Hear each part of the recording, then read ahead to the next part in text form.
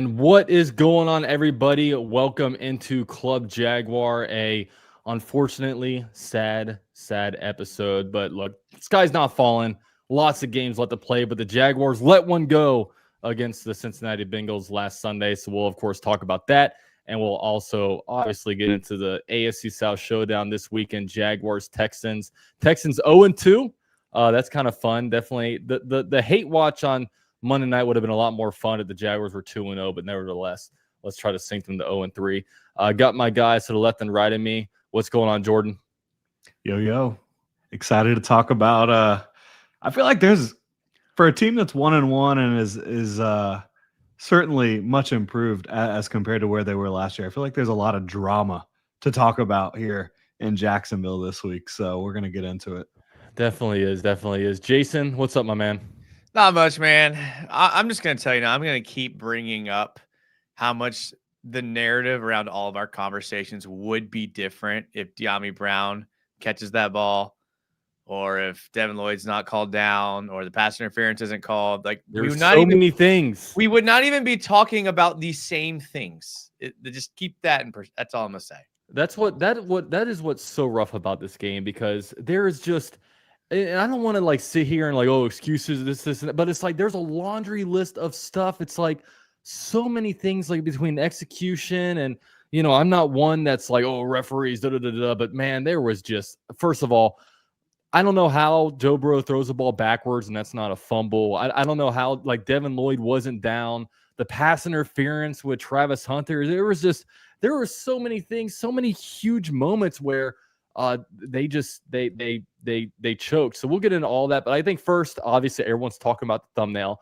Brian Thomas Jr. has been a topic of conversation, and Brian Thomas Jr. has been definitely pretty disappointing this year. You know, I know after week one, after having just one reception, it was like, okay, it's fine. You know, he'll get back good next week. But unfortunately, the next week, you know, he really didn't. And when you actually break down the numbers, you know, Trevor Lawrence, when throwing at Brian Thomas Jr. this year, 5 for 19, 26% completion percentage. And when targeting everybody else, 38 for 54, which is a 70% completion percentage. I don't know what's going on with him and Brian Thomas Jr. You know, there's people saying, oh, it's all Trevor Lawrence, hospital balls, throws it too hard. There's people saying Brian Thomas Jr. is supposed to be the alpha. He's supposed to go up there and get it. There's a lot of stuff. So we can start with Jordan. Jordan, tell a football novice like your boy UCF Jaguar what is going on with Brian Thomas Jr. Well, I can't speak to what's going on with him mentally or I mean, physically for that matter, right? Like, with the wrist injury situation, is it possible that he had a wrist injury that's unreported? Yeah. I mean, players every week in the NFL have minor nicks and bumps and bruises that are not reported on the injury report. If it's something serious enough to impact his game, I would have to think it should have been on the injury report. So I think that is Liam Cohen sticking up for his guy, right? Trying to publicly show support for Brian Thomas Jr. and show that they've got his back. And that's what they talked about today. That's what Trevor Lawrence talked about. Everybody said give him a little bit of space. It's been 2 weeks into the season.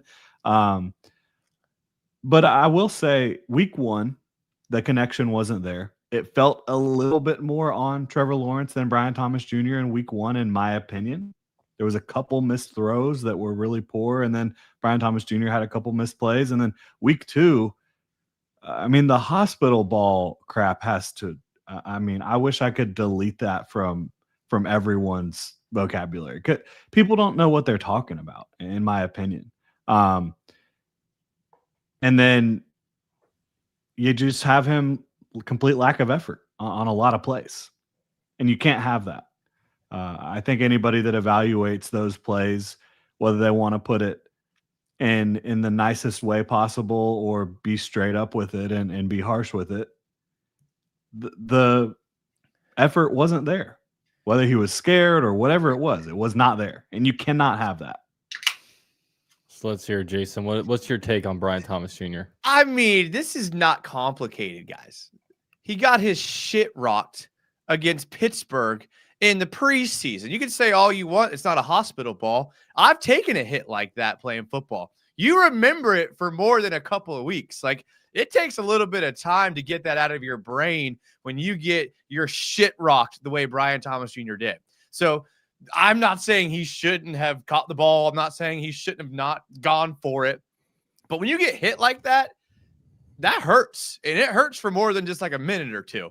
And that's in the back of your head every time you go across the middle. So yeah, maybe Trevor Lawrence doesn't throw hospital balls any more than any other quarterback. But the reality of it is he did throw that post route into a middle of the field safety against Pittsburgh. And Brian Thomas Jr. was on the receiving end of that hit that he did not see coming. So that's why he's not going for the ball. Let's not overcomplicate it. I don't even really blame him, but that's the reason. You don't blame him?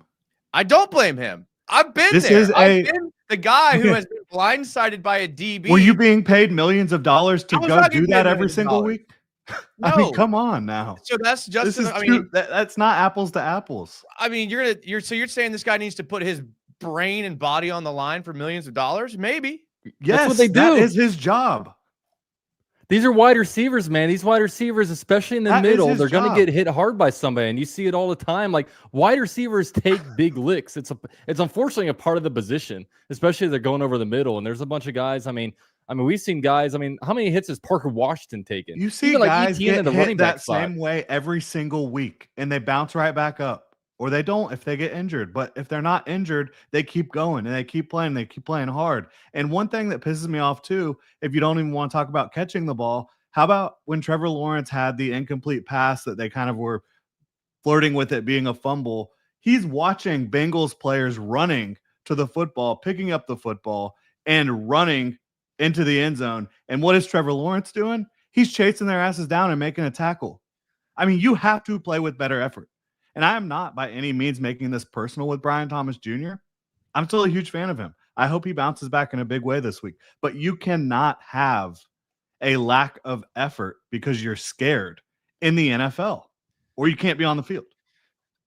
I'll give you the effort thing. You want to see effort. But let me just throw a rhetorical at you and see how y'all answer this question. Brian Thomas Jr. does catch that ball. He gets his shit rocked in the middle of the field. We win the game, and Brian Thomas Jr. is out for the season. Would you have traded a loss this week for Brian Thomas Jr. the rest of the season? Here's the thing, bro. There's no way to say that, though. That was also crazy. One play. What about all the other drops? These one-handed, like the one in the end zone. Just go up there and grab it. The one on the sideline, the corner post route that was into double coverage. I mean, Malik Neighbors last week was making insane catches. Like, this is what, like, Brian Thomas Jr., he's supposed to be the guy that you throw to, and he makes those catches. And there's also other things, the miscommunication on the back shoulder that was along the sidelines. Usually in those situations, it's a miscommunication. A lot of times it's the wide receiver, unfortunately. So I think there's just so many things from the drops, from also the body language on the field. Like, is he a bad body language because he got hit a month ago against the Steelers? Like, the effort is concerning. And I know maybe going across the middle of the field, if that was a singular play where he got scared and hit the ball for an interception, that'd be a different thing. But, even in the middle of the field in a fourth quarter, and, you got to catch the ball to potentially win the game, he doesn't do it. And he's just kind of there was no big impending hit there. Yeah. Yeah, I mean, it was just a drop. And I'm not justifying him doing it, but let's not act like we don't know why. Like, let's not act like, I wonder what's wrong with Brian Thomas Jr. No, the dude got destroyed on a play that looked exactly similar to that. And he's gotten hit before over the middle. So, I mean, I have to say, I don't completely agree with you on that because he's gotten hit over the middle before. Every receiver in football gets hit going over the middle. Yeah, but not every you see it every single Not every week. hit's the same. You're right, not every hit's the same. But the bottom line is he is a professional football player, and he's getting paid to do this. And so, again, if this was just a one-off, if this was just a situation where he had a bad day upstairs, yeah, and he comes out and plays with effort next week, fine. Yeah, I'm with you. That's fine. So Jason, but if he comes out next week and plays that same way, you cannot target him. You cannot have him on the field. So, Jason, with that said, if that truly is the only issue, how do we fix it? How do we get him out of this? The easy answer is have Trevor Lawrence hit him in the chest. I mean, that solves all the problems, right? And then, so if that's not going to happen, I mean, we are signing all this blame to Brian Thomas Jr. And he did hit him in the chest on the 4th and 5. Yeah, and I'm not even saying it's not right, but it's just crazy how we're like, oh, it's all Brian Thomas Jr. He can't catch. Well, why are we assigning blame for Trevor not hitting him in the chest? Your head coach is yelling at your quarterback. Your head coach is yelling at your quarterback saying hit him in the chest. So I mean, I know the next play he did, but like let's assign blame everywhere, right? Like the whole team could look sharper, not just Brian Thomas Jr. I mean, there was mistakes to go around all the way. Oh, for sure. But if Brian Thomas Jr. makes one of the plays that he doesn't make because of effort or focus, they win the game. And you can say the same exact thing about Diami Brown. You can't drop that pass in the end zone. I agree. You cannot drop that pass. It's unbelievable. You also there's myriad plays on defense where, make a little bit of a play and they made a lot of plays, obviously, but the screen to Jamar Chase where he picked up a ton of yards, 2 guys diving at his feet, completely whiffing. Jarian Jones getting burnt. Yeah. And Tyson Campbell getting burnt by T. Higgins. He had a really good game against T. Higgins outside of the one play where he got burnt for like a 50-yard touchdown. So, I mean, a lot of things there, but ultimately, if your best player makes like one play, the game is completely different. And this is what's this really gives me flashbacks to 2023 with Calvin Ridley, how the Jaguars were just trying to make Calvin Ridley one of the focal points of this offense. They were targeting him, and he was just kind of having some ill-timed drops. And it's like, when you're giving all these targets to a player and they're not taking over or not taking advantage, they're only becoming a liability. So with me, how I'm approaching this week is I'm trying to take maybe less of an approach on really centering him in this offense. I'm still getting him some targets, but I'm not giving him double-digit targets this next game. I like him in there to help block and everything. And, I might give him some screens to try to run. And, maybe, one thing I want to see potentially this game, like the Jaguars really haven't taken that many deep shots. So if we can really start getting the run going, get a heavy play action, just try him deep to see if maybe one-on-one he can catch a straight fly and see what happens there. Like, I'm still giving him some targets, but I'm trying to take a step back and not giving him like 10, 11, 12 targets, maybe go back to 5 and see how he does it and kind of ease him into this offense a little bit to where, you're kind of taking a lot of the pressure on him, because I know some of the guys around, like, of course, Travis Hunter hasn't been setting the world on fire once he got in, but there's a lot of good support guys over here. I mean, Parker Washington catches the ball damn near every time it comes to him. Obviously, outside of the drop that Diami Brown's had, he's been good. Britton Strange has been good. Even we're really liking what we're seeing out of Bashal Tootin. So the Jaguars have some offensive firepower. And Yeah, ETN. ETN's and Allen. Goodness gracious, that guy is freaking awesome. Yeah. But I'm more so talking about some of the support players, right? Not the top line guys. So there's a lot of guys out here. Lean on the run game. I mean, I think we had 5.1 yards per carry last game. The Jaguars are just they're doing pretty good on the run game. So I don't know. They're leading the NFL in rushing right now. Yeah, they're doing better than pretty good. Liam Cohen's doing the same thing with the Jags that he did with the Bucks, and it's insane. It's insane what scheme can do for you, right? The Jaguars have 2 new starters. They didn't break the bank for really any of these guys. I mean, they're making some money, but they didn't go out there and do what the Jaguars have done in the past and sign guards to record-breaking contracts. So yeah, that's good. I appreciate what you said about Diami being pretty good outside of his drop. Guess what his drop rate is right now for 2025? I only remember the one drop. Let's say for 2025, I'm gonna say 5%. Yeah, I'm gonna say around there. I'm gonna say 8%. I don't remember him dropping anything. 27%. Really? Yeah. Well, because he has what? He dropped 2 against Cincinnati, and he dropped I don't know why against the Panthers in week 1. I don't know why he went after a pass with one hand, but I remember clearly that could have one. put Yeah, two it hands was the out. beginning of the game where it was the out route to get the first down, right? And he just goes up with one hand. I don't know what he's doing there. He did the Brian Thomas Jr. is what we call that.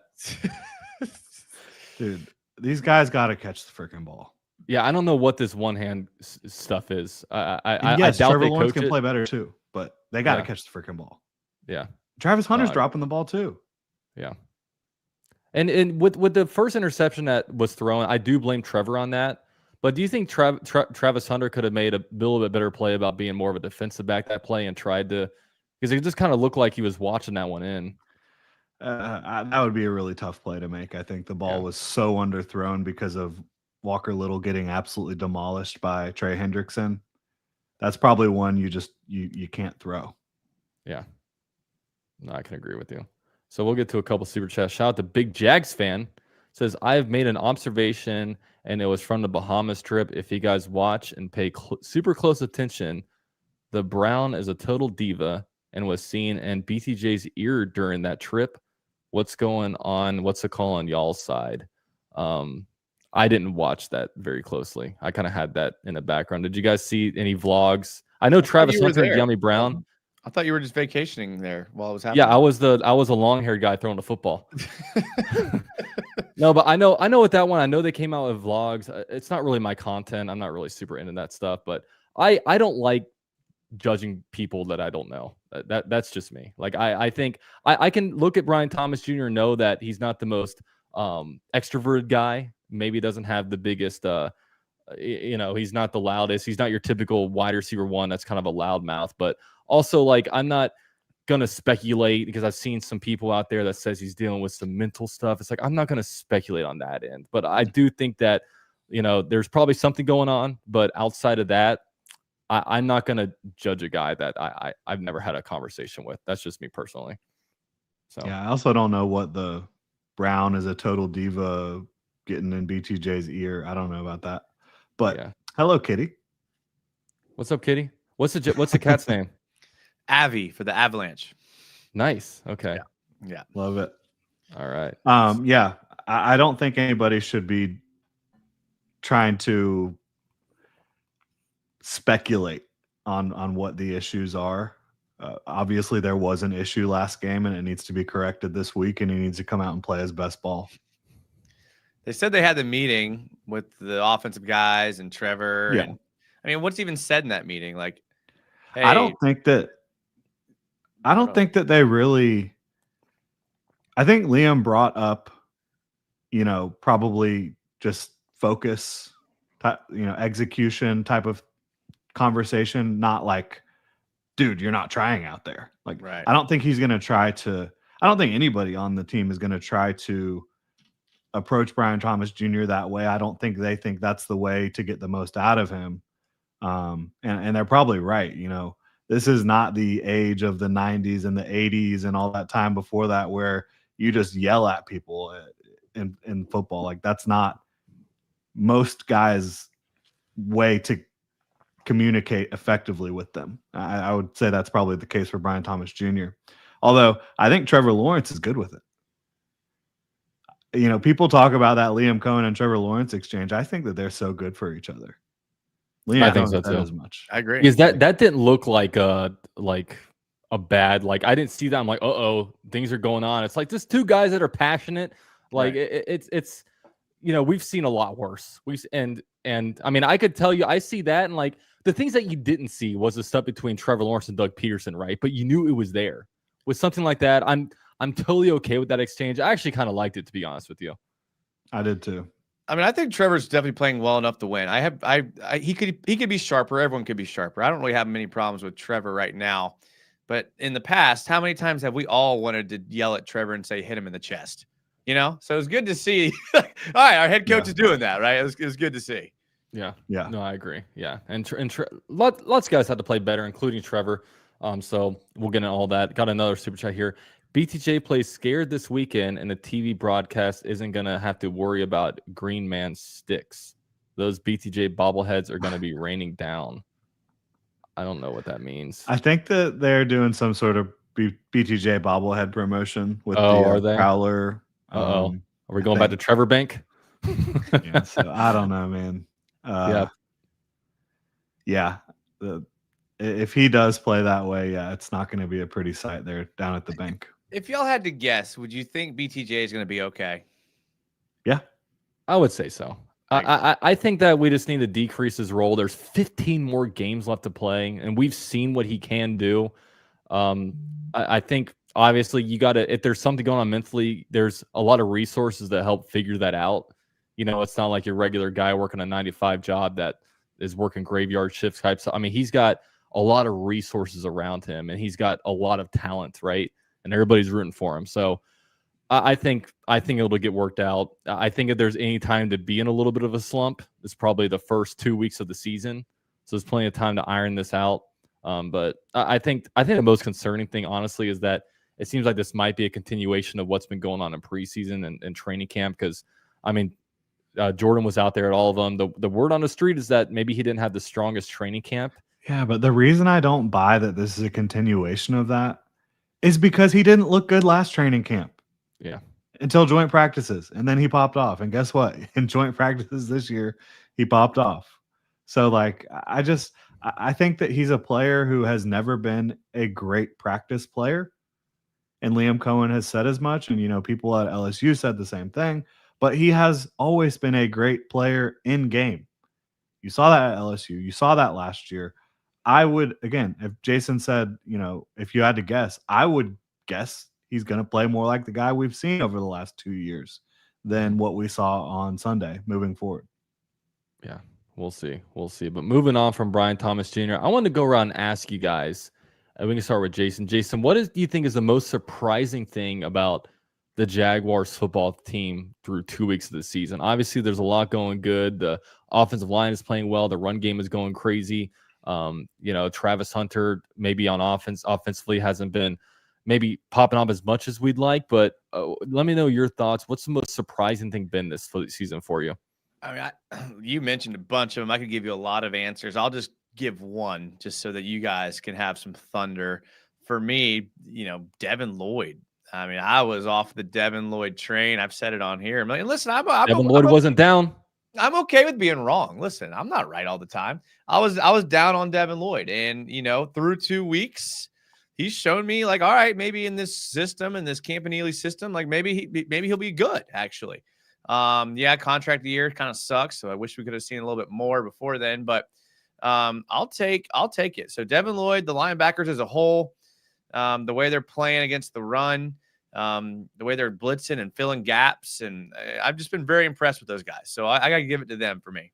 Isn't it funny how the Miles Jack wasn't down thing kind of changed the rules where you're not going to blow a play dead until until after everything's over, and then the one time it's going to potentially benefit us, another linebacker gets a turnover and they call him down. I don't. This NFL universe is kind of weird, isn't it? It really is. But Jordan, we'll let you say what's been the most surprising thing for you so far. Honestly, it is the run game. I mean, I expected it to be improved. How could it not be?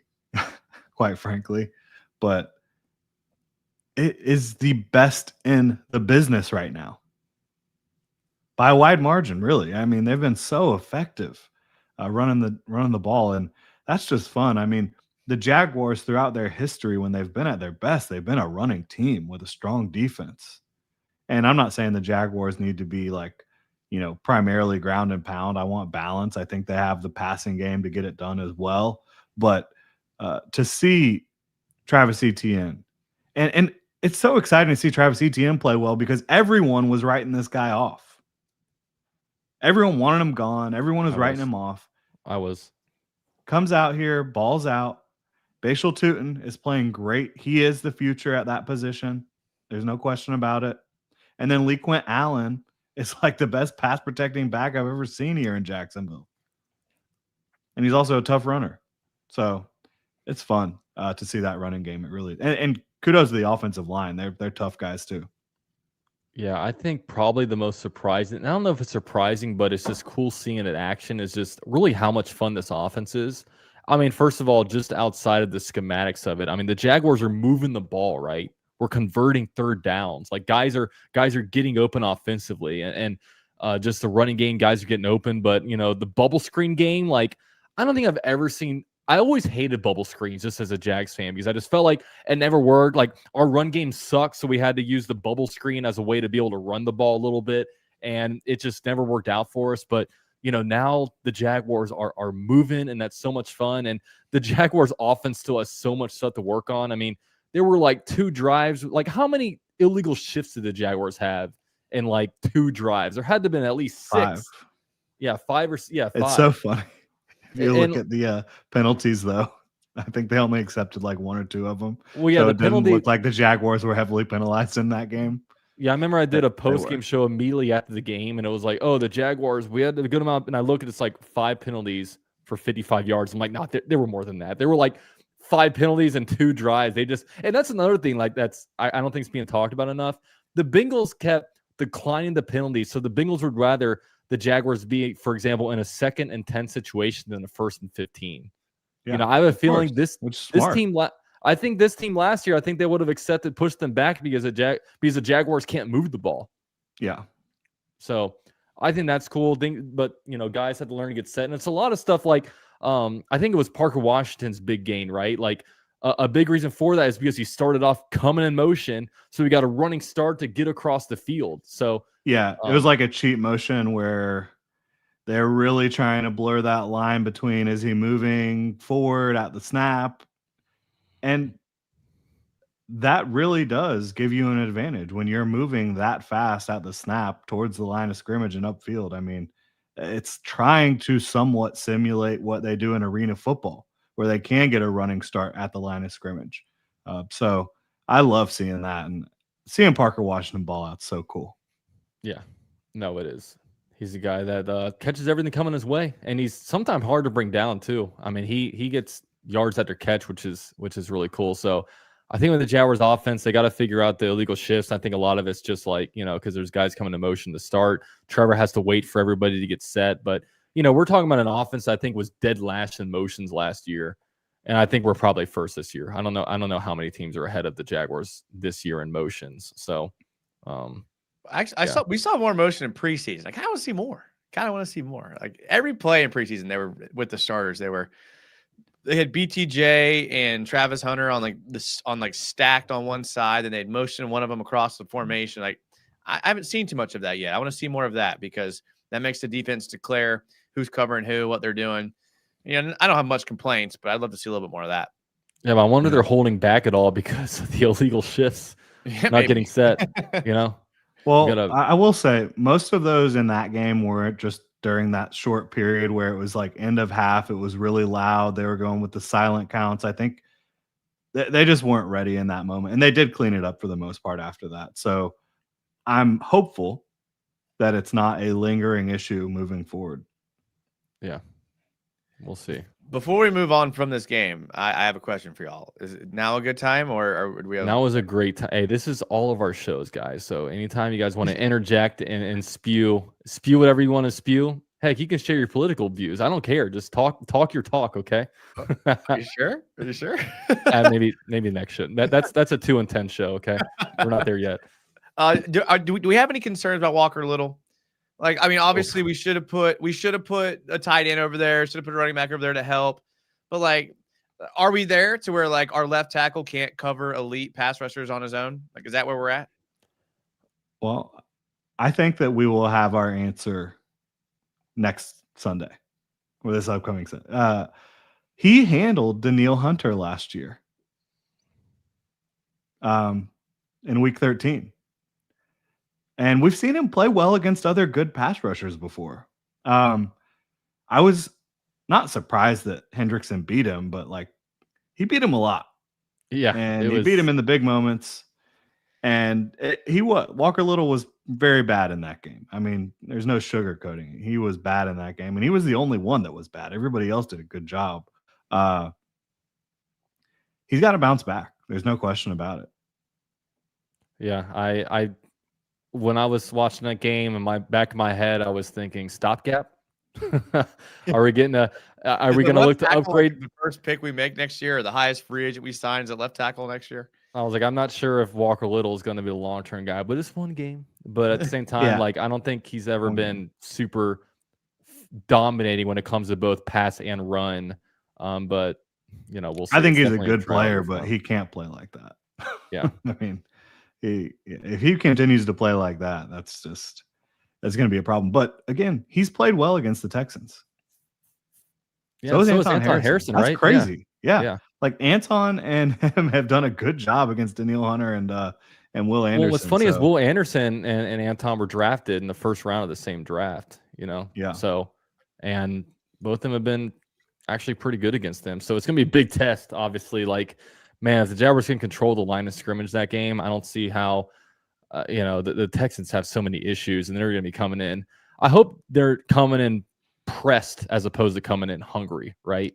Because right now, like, that quarterback's not showing a lot of confidence right now. And, coming off of that brutal Monday Night Football game where, I mean, the special teams was giving them the win, right? Like, how many times do you see in the same, like, quarter, like, block punts and big-time punt returns? You just don't see it. So, we get this other couple super chats before we get on to this game. It says, if Joe Burrow had finished the game, do you think the outcome would have been different? I mean, for me, I think it's impossible to know. I mean, I don't think Joe Burrow throws 2 interceptions probably, but the Jaguars can respond. The Jaguars can score points. We know that, but I don't know how you guys feel about that. I think they were in his head a little bit up front. He didn't look comfortable. Mm-hmm. So who knows? And also, like you said, but he was not. And I was feeling like they're rattling this guy a little bit. Yeah. And also, we all know that Jake Browning against the Jaguars is a Hall of Fame quarterback. So I don't know what could have been done differently. I don't know. It's hard to guess. I for some reason, I just feel like would have been the same outcome, but mainly because we beat ourselves. And I know Jake Browning played well, really well, but he did not play that well, in my opinion. He played well throwing the ball to Jamar Chase. He had a nice throw to Mitchell Tinsley. That was about it. But I mean, they couldn't run the ball at all. So I mean, the offense came from the quarterback, and so, and again, I just think the Jags beat themselves. So the offense really came from Jamar Chase. I mean, just find that man, throw him the football, and you'll be in good shape against the Jaguars. Yep. Yeah. So, big Jags fan, though, $2 holler says, I'll be at the game in a Prowler MJD jersey. Who's going? Anybody on the panel going? Jordan, you going? I will not be there. Going to be covering it from home this weekend. What about you, Jason? Will you be there? Come on. Of course he's going to be there. Come on. We all know the answer to that.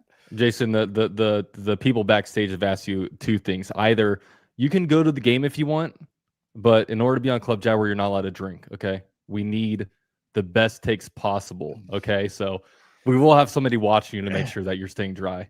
Unfortunately, my takes don't come from what I see at the game. They come from when I rewatch it. Yeah, for sure. Yeah, but if you guys see Jason, holler at Jason. You've been seeing many fans at the. Actually, there's only been one game, but been running into anybody? Yeah, I mean, whenever I walk through the slab, I see a handful of people. Besides that, no, I stay pretty anonymous. I know it's hard to believe, but yeah. I mean, when you go to the slab, they're not throwing you up in the air. And oh man, I got some hidden spots that I don't tell anybody about, and they're hidden for a reason. So I can't let the cat out of the bag. Ooh, okay.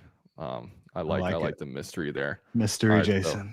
So, one thing that we want to talk about, we want to give a huge shout out to the sponsor, Sleeper. Boom! Look at that transition, guys. Nailed it. Look at that. Nailed it, man.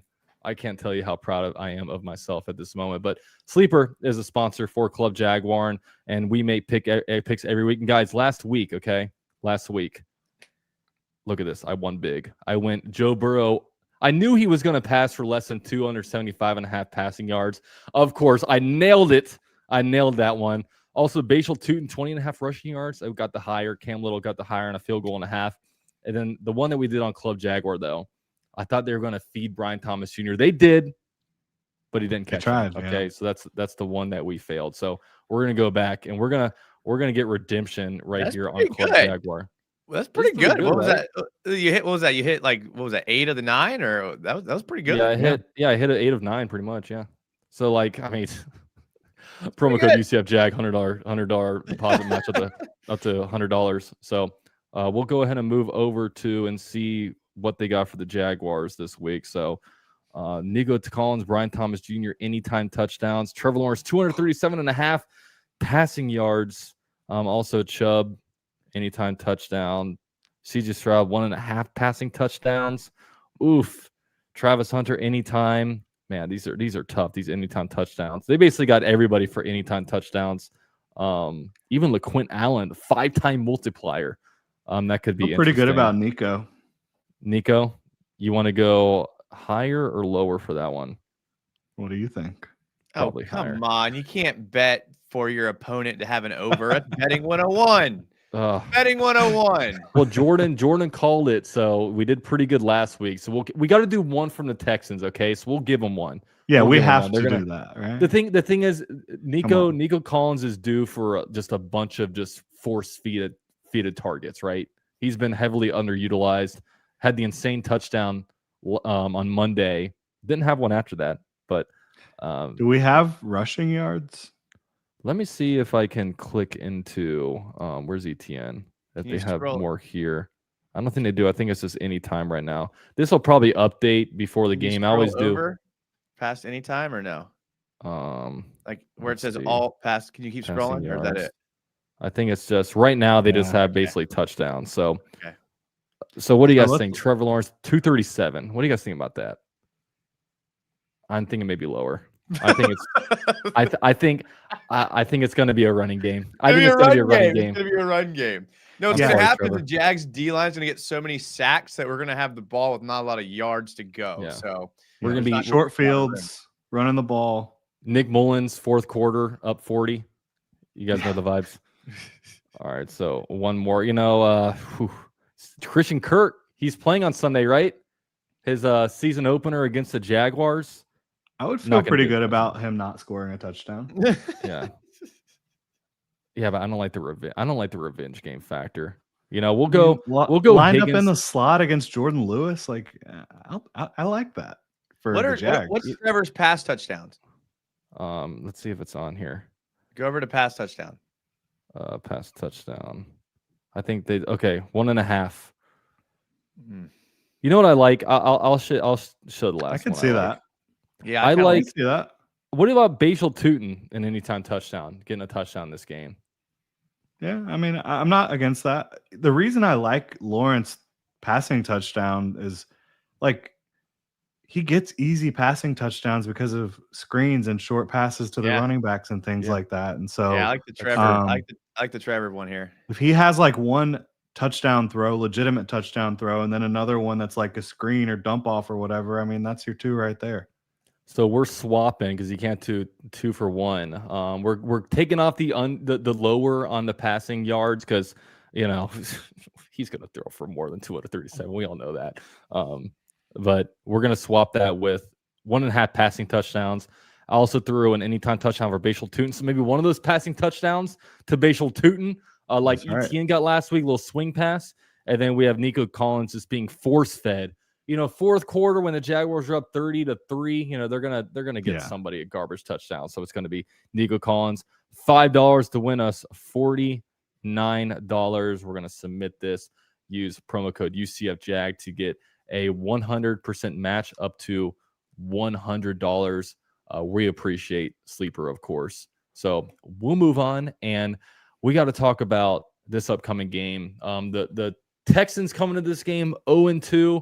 Definitely started off pretty hard. I mean, they played two teams that could legitimately be the NFC representative in the Super Bowl. With the Buccaneers and Rams both played very good teams, but I don't think a lot of people thought that of all teams that the Texans would start off 0-2. If the Texans go to 0-3, it could be the ultimate kiss of death for them because, man, it's going to be hard to come back from that, especially if the Colts beat the Titans and then obviously the Jaguars will win. So they're automatically 2 and 3 games behind the leaders in the division. So we'll go around. Let's see how you guys feel about this game. We'll go with Jason. Jason, we'll get a temperature check on you. Going into this game, how are you? What's your confidence level with this one? I feel good, man. And I kind of said this on my show last night. I mean, listen, we can pick apart the way the Jags didn't do and execute last game, but the reality of it is we should have won the game. Now, if we start stacking these should have won the games, I'll start being concerned. But we're coming off of an impressive win. We're coming off of a game where we should have won. And we're playing a team that's kind of reeling.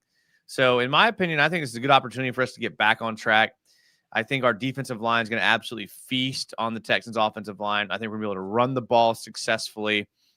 The Jaguars can just get out of their own way. Like, just make the game plan, no penalties and no interceptions, and we probably win this game by 20. Like, that really, to me, is that simple.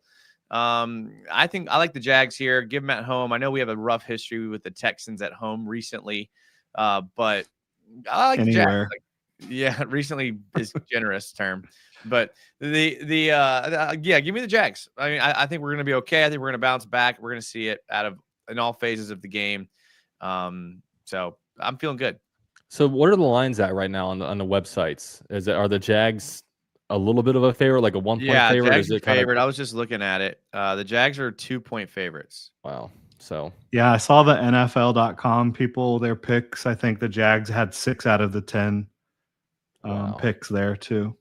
Yeah, it's pretty crazy because I know I do a show with a Houston guy, and like, he's like, oh, Texans gonna win this because 2 years ago the Texans were 0-2, needed a get right game, and they faced the Jaguars. But I think situation is so much different because everybody knows the Texans right now. The Texans aren't sneaking up on anybody just because they're 0-2.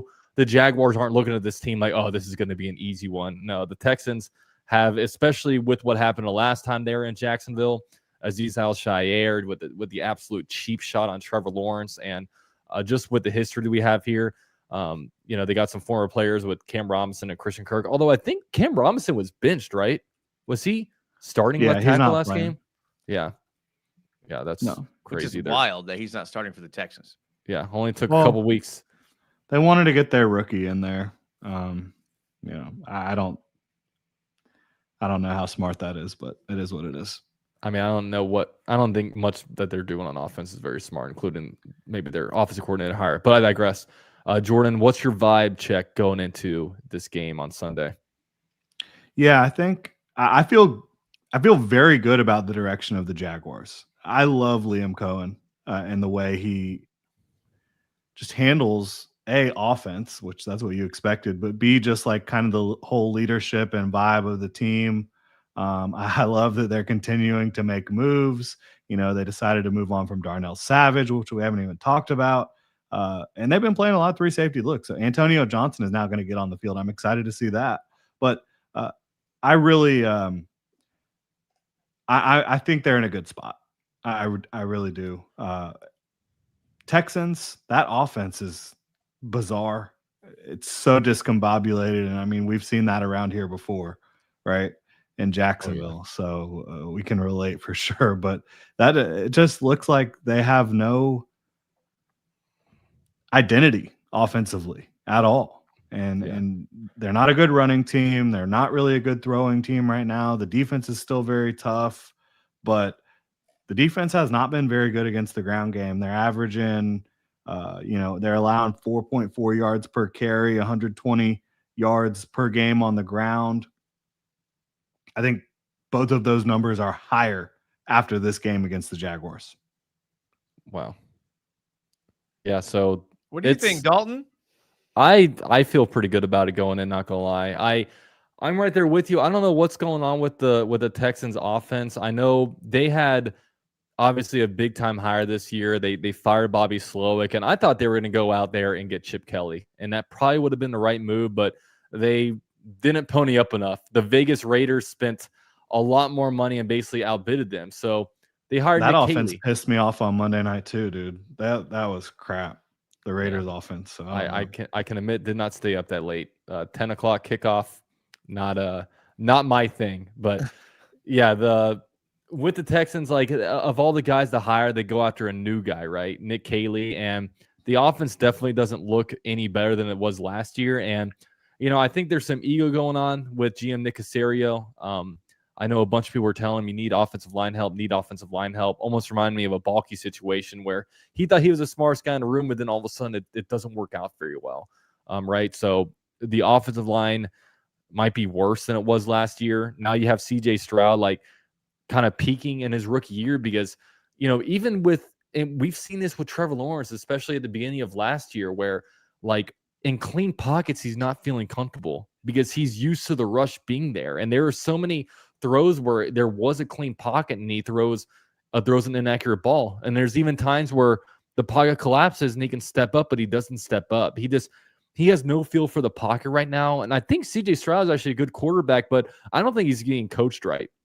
And that's been kind of the MO when it comes to just historically the Texans quarterbacks is just getting them in good situations. So there's a lot going on here. I don't know how good of a head coach DeMeco Ryans is. He can put a really good defense together. Is he a Robert Saleh? I don't know, but it's, the clock management is questionable. The hiring is obviously questionable, and it doesn't feel like some of the guys are playing at their top potential. The defense is really good, but it's the defense, and we've seen it before. You can have a really, really good defense, but if the offense isn't holding their weight, that defense is going to disintegrate. I mean, they will slowly, by end of October, beginning of November, if the offense isn't putting up points, the defense is going to look a lot worse. And then the team's going to be a mess. But with all that said, I think the Jaguars are going to win this one. I really do. I think it'll be probably low scoring. I think it'll be like probably a 20-16 type of game, but the Texans aren't going to sneak up on the Jaguars, and I think that the Jaguars are going to be hungry. I think that the Texans are going to be more in a position where they're going to be pressing as opposed to coming in hungry. It's not like they're 3-1 coming off of a tough loss. They're 0-2, and they know that they have to win this to stay relevant, to be able to potentially make the playoffs. So I have the Jaguars winning. I do. Yeah, I think you'll see two confident sides, Jags offense versus Texans defense. I just think the Jags defense is ahead of the Texans offense by a pretty wide margin right now. Yeah, I mean, this is the best defense we've played so far, right? Oh, yeah. Easily. By far. It'll be good to see kind of how Liam Cohen and the offense looks against the best defense we've played so far. Yeah. And I wouldn't say they're necessarily like the best run defense. Again, so I mean that part is good for the Jaguars, but they do have really impressive cover guys.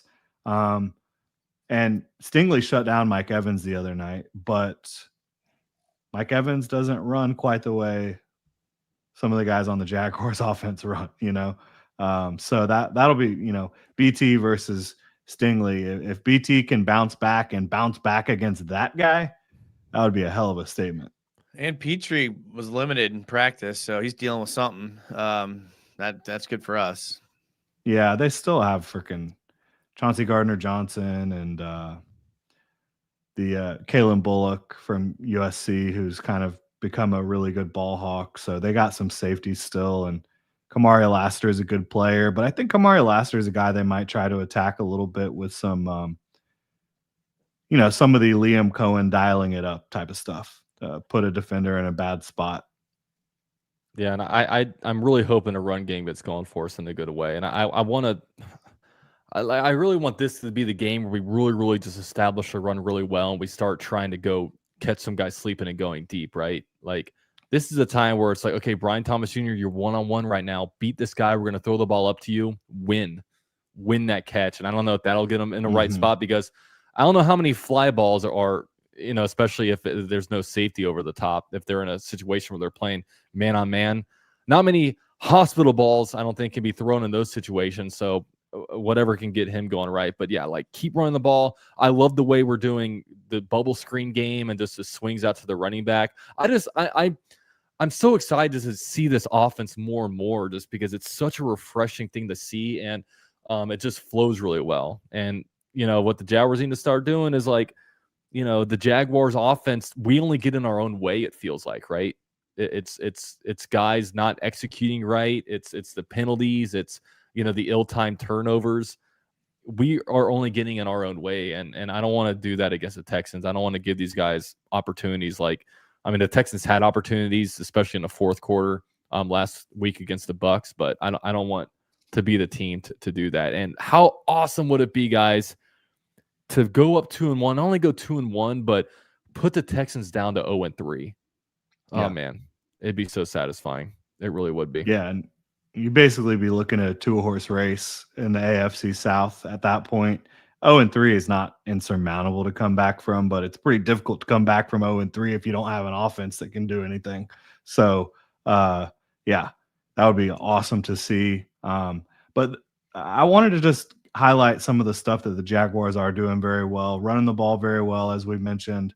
Like you said, no one's really stopping them but themselves. So the optimistic view on that is you can clean up a couple things. You're in a brand new system, clean up a couple things, and this is an offense that's going to be, absolutely rolling. And then defensively, they lead the league in forced turnovers. They lead the league in interceptions. 8 turnovers last year. That's We have crazy. 5 this year. Crazy 6? turnaround. 6. Yeah, that's insane, bro. Yeah, it's unbelievable. I think they're tackling pretty well. They're doing a really good job against the run so far, and they've gone up again. I mean, if the Panthers' offense can do one thing, it should be running the ball with Chuba Hubbard, and then Chase Brown's a good back in his own right. And so I think that they're not going to face a better run game than they have faced in the first 2 weeks this week, right? Like the Texans' run game is not great right now. So I'm impressed with them, and I think they really are the better team. And I think Liam Cohen is going to have them prepared for this game differently than Jaguars coaches in the past have had guys prepared for, specifically the Texans. They've been a more physical team than the Jags. I don't think that's going to happen again. And you can expect the Colts to go 3-0. So it's a big game for both teams. But Who do the Colts have? They have the Titans, but I don't know. Hey, Colts Ward, feel very, very full of themselves right now. I think this could be a trap game. I think they are very, very high, and Titans are playing tough right now. They're high. Okay. The Colts are high. You heard it here first. Yeah, Right. The Colts are high. Yeah, maybe Anthony Richardson, but I think everyone else is down to earth, sober. But yeah, watch out for the Colts. I'm telling you, man, Colts. They were a game manager quarterback away from being the team that has won the AFC South the last 2 years. So with that emergence of Daniel Jones, as long as everyone stays, I mean, Michael Pittman's been playing well. The O-line's playing well. Jonathan Taylor's playing well. Defense is playing better than people thought. I mean, it's going to come down, I think, the Jags and the Colts. So we'll see. Yeah, have you heard Indiana Jones? Indiana Jones? That's what they called Nick Saban on College Game Day. That's what they're calling him now up there. Indiana Jones. I like that. Yeah. I mean, I don't know. I'm ready for them to be humbled. I would love nothing more than to tighten up and beat the Colts this weekend. We're all Titans fans this week. I don't ever really get the opportunity to say tighten up, nor that I want to. But right now, it feels good to say tighten up, beat the Colts, because they need to be humbled. And this is another big thing about this game. This is the only AFC South game the Jaguars have until like week 9. So about half the season, the Jaguars would be one AFC South game down. So it's weird how they backload the schedule a little bit here. But yeah, I like that though. I like having the Colts and Titans late. Yeah, me too. Yeah. I would rather have the Titans early because I think the Titans will get better in November, December. They'll start winning some games and they'll be around 500 in like the back half of the season. You know, I would rather get the Titans early when they're a little bit miscombobulated, but obviously. All right, we haven't talked about Travis Hunter. Oh, let's talk about Travis Hunter. Who? Let's do it. Who's that? So Travis Hunter, obviously, as we hear, hasn't been statistically, offensively, hasn't been putting up the most numbers. Defensively, I've liked him a little bit more on defense, but we'll let the X's and O's guys take over. Jordan, we'll let you start. Yeah, I thought he was really good on defense last week. I can't believe they called that DPI. Oh my God. That was another one of those plays where it's like, come on. Like, what are we isn't that how you looking at coach it? here? I mean, he was on his hip and he turns around, goes after the ball. It's just, I don't know why. I don't know how they call that. Yeah, they asked the league about that one. I can imagine. They did. And about the 4 other ones, right? Yeah. And his play earlier in the game, where it was so cool to see the play against Yoshivas earlier in the game on the sideline, because not only did he actually disrupt at the catch point, but at the same time, he was driving him out of bounds to where he couldn't get his feet down in bounds either. And I just thought that was a really impressive play from a young player. Overall, offensively, I would like to see him not be dropping the ball as much as he is. Didn't ever really see that at Colorado, but I would like to see his usage will be a little bit different on offense. I'm good with him getting some of these short targets and get the ball in his hands quickly for sure, but I want to see him being used to attack a little bit more down the field as well. What do you think, Jason? I mean, through 2 weeks, I'm good with what we're seeing. I mean, it's 2 weeks into his NFL career. I mean, obviously there's going to be an adjustment playing both sides of the ball. I mean, it's an adjustment for rookies playing one side of the ball, and this guy's playing two sides of the ball. Like, I mean, it's 2 weeks into the season. I'm still super high on Travis Hunter. I mean, the Liam Cohen offense is obviously a little more difficult to grasp with all the illegal shifts and things that we're seeing. So, I mean, I'm okay with it. I think he's doing fine. I think Liam Cohen, if anybody will use him correctly, it will be him. I'm pumped about him. I mean, I think similarly that we're seeing with Bashaw Tutin's usage go up week to week, we're going to see that with Travis Hunter. I mean, Bashaw Tutin, in our minds, we're thinking like ETN's getting a lot more carries, but if you give 3 ETN carries to Tutin, then they split the carries 50-50. So, like, it wasn't really that big of a lean on ETN type of game. I think Cohen is systematically going to implement him and up his usage, and let's put Travis Hunter. Let's not overanalyze him through 2 weeks of the season. Let's give him some time. Let's give him some time to feel it out. He's doing something very difficult, but he appears to be athletic and skilled enough to do it. So I'm happy. I'm good with it. Yeah, I gotta say, I love him on defense right now. He is. You can tell he's the best cornerback on the team. He's smooth. He's sticky. You can tell he's a natural cornerback. The wide receiver outside corner. What's that? Said let's say outside corner. Outside, yeah, okay. I won't disrespect on Jordan. I won't disrespect Jordan. He's not better than Jordan Lewis yet. I know Jordan loves Jordan, but when it comes to bias toward the name, that's what I'm thinking. Jordan, I will be honest. Together. He doesn't. I think I heard Jordan's going to put a U in his name. You're not going to add a U to your name, Jordan? No. It may or may not be updated next week on a bottom ticker, but yeah, I love him at cornerback.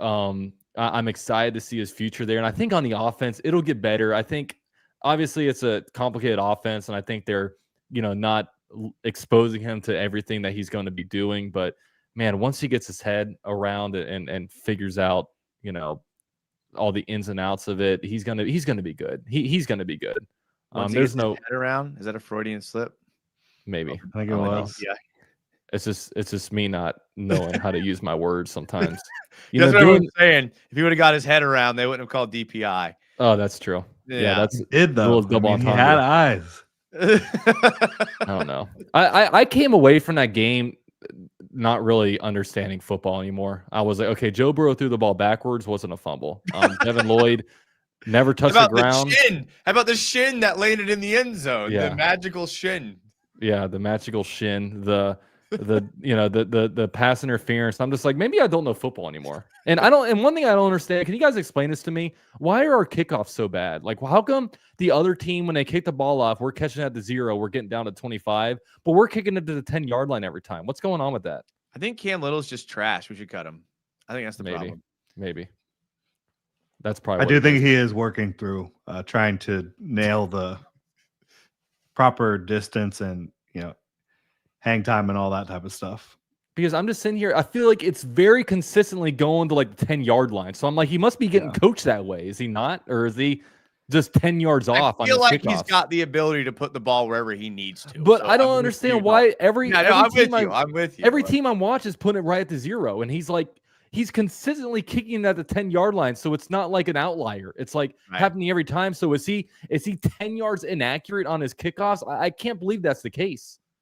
Yeah, we just need maybe the entire, special teams group, coach, everybody is working through it right now. Yeah, I mean they're working through both sides of it because we're not stopping them very well either. I mean, they got the ball on the other side of the 50 because of a Abdullah personal foul. Yeah, and you saw Samaje Perine running like a 4.8 and somehow getting out to like the 40. Yeah. I'm done with the new kickoffs, and they're saying, oh, we did it this way so people don't get hit hard. Dude, people are getting nailed. I don't know. It's whatever. Kickoffs for me, just put the ball at the 30 and go play some football. But whatever. It's I can go off about I'm here kickoffs. for the kickoff. I'm not here for the kickoffs. I like it. I think it's lame. But that's just me. What do you think, Jason? I don't know, Break man. the tie here. I like the. Oh, you're talking about playing the fence now. Now you're playing the fence.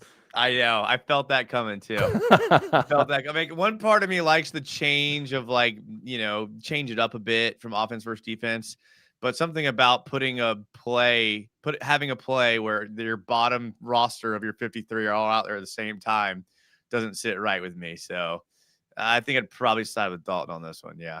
But maybe if we start off with the football, ball, man. Maybe if we start with the ball at the 40 and they're starting off at the 20, maybe I'll start to like it. That's true. I didn't like it before, and now that it's playing out, now that I see we're bad at it, now I really don't like it. But all right, guys, that'll be the show. It was a lot of fun, even after a loss. I mean, the thing is, funds are a lot of fun. Wins are a lot of fun, I should say. Now I'm getting my words mixed up.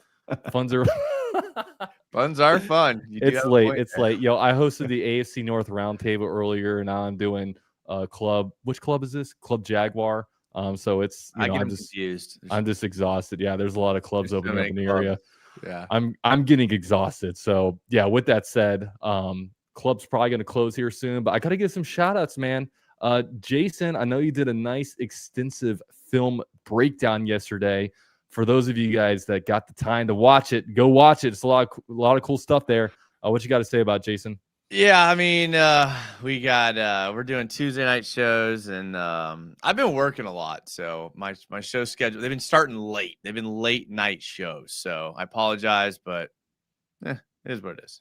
Yeah. So Jason's always kind enough to join us over here in the club, right? That's right. Over here in the club. Let's go. Right. So yeah, Jason, his channel and Jordan, of course, is down in the description box. Jordan, what you got coming up, my man? Game preview tomorrow. I don't know what else. There will be bold predictions. There will be matchups to watch. What else will there be? I'm not sure, but there will be plenty of content coming out at Gen Jag for y'all. All right. And the last thing I had to do, and guys, this isn't, my wife wanted me to do this. I promised her I would do it. So my son is, of course, up for adoption. Baby of the year. So I'll put in here here, I'll share the screen with you guys. Okay. I can share it with you guys. My son is up for, I guess, baby of the year. So if you guys go over here and vote, I put in the description. It would mean the world to wife CF Jaguar if you guys could vote for my son. He's 6 months old, very cute kid. So let's go, guys. Let's get him baby of the year. Let's go. Well, yeah, hold on. What's the age limit for baby of the year? You got to be a baby. Jordan, you can't run. Okay, so Dalton's in. Jason's in. Uh-oh. Jordan's about to enter. Jordan's about to enter his son. Yeah. No, Luke is coming for it, man. You know what, dude? Go to the other club and do that kind of crap, Jordan. Not $25,000. I could win 20. I'm an AI baby for $25,000. Currently in 14th place. So, yeah, that would be great because I could use the $25,000. The amount of game cleats worn by Jaguar players I could buy, I could fill my whole entire room full of them. So, on the other room with diapers. Yeah, exactly. So, that's a cute picture too. I don't know how he doesn't win with that one. So cute. Thank you. No, it's the cutest thing in the world. But all right, guys. With that said, he does. Does not look like me, but it's okay. We'll figure that one out later. But all right, guys. I got to give a last shout out to Sea Breacher. Sea Breacher donated $2. He says over under on Brian Thomas Jr. 2.5. I like Sea Breacher. He's a good guy, but sometimes I wonder about him. Sometimes I wonder about him. Not a good guy at all. It's comments like these. It's super chats like these that I have to read. That I'm contractually obligated to read. That I have to answer. So with that said, over. Okay. But yeah, over. Dang, son. I don't know how many targets he's getting. He's getting 15 like last week, or is he going to get 3? Hopefully, I'm going under. All right. What about you, Jason? You'll break this. Over, under. I'm going under on the drops. All right. Yeah, I'm going under on the drops. Dude, we've got like the most positive Jason I think I've ever seen in my life, and it comes after a loss. I love Liam Cohen, man. Liam Cohen's made me a believer. He really has. Yep. I'm 100% with you. Yeah. Yeah. Maybe later this year I can pull up the Coach of the Year polling and then, do something like that. So, all right, guys. Appreciate you guys. Well, also, guys, drop likes for us on your way out. Subscribe to these two guys to my left and my right. We have a lot of fun over here in the club every Wednesday night at 8:30 p.m. Eastern Time. We are out. Duval.